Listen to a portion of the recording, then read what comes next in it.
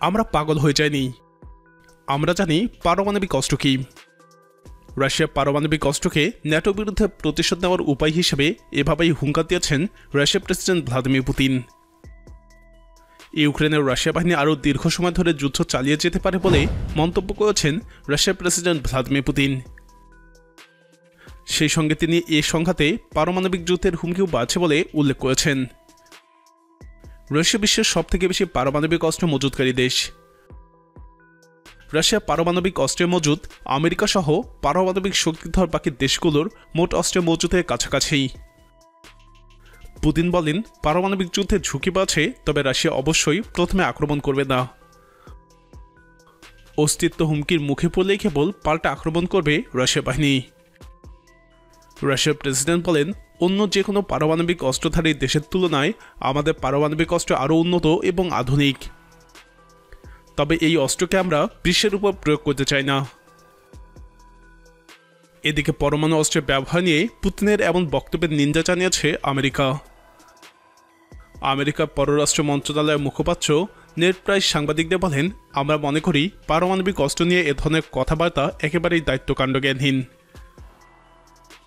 এর আগে গেল সেপ্টেম্বরেও পারমাণবিক অস্ত্রের হুমকি দিয়েছিলেন পুতিন। সে সময়ে রাশিয়ার প্রেসিডেন্টের অমন বক্তব্যের পর রাশিয়াকে সতর্ক করেছিল আমেরিকা।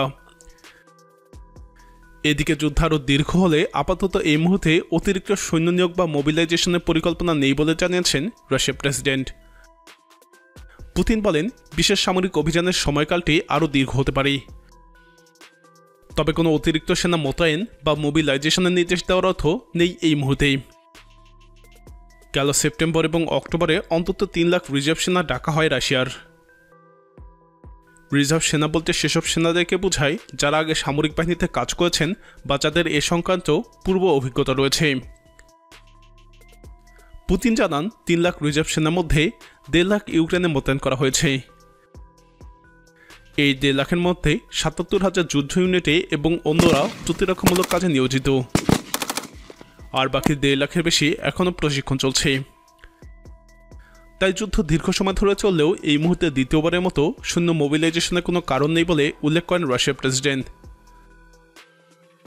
পুতিন জানিয়েছেন, রাশিয়ার কাছে বিশ্বের সর্বাধুনিক পরমাণু অস্ত্র আছে, কিন্তু রাশিয়ার পরমাণু নীতি আমেরিকার মতো নয়।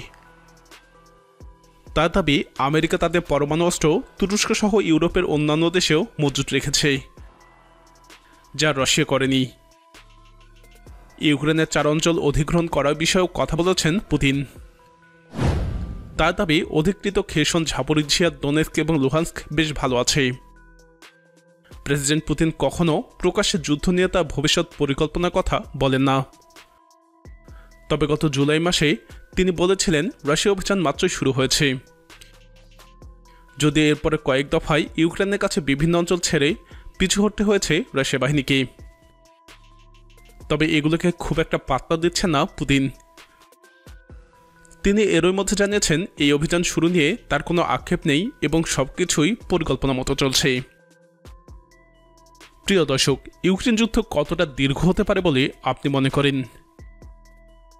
পুতিনের পারমাণবিক হুমকিকেই বা কতটা গুরুত্ব দেওয়া উচিত? আপনার মতামত কমেন্টে জানান। নিয়মিত এরকম ভিডিও পেতে আমাদের চ্যানেলটি সাবস্ক্রাইব করে আমাদের সাথেই থাকুন।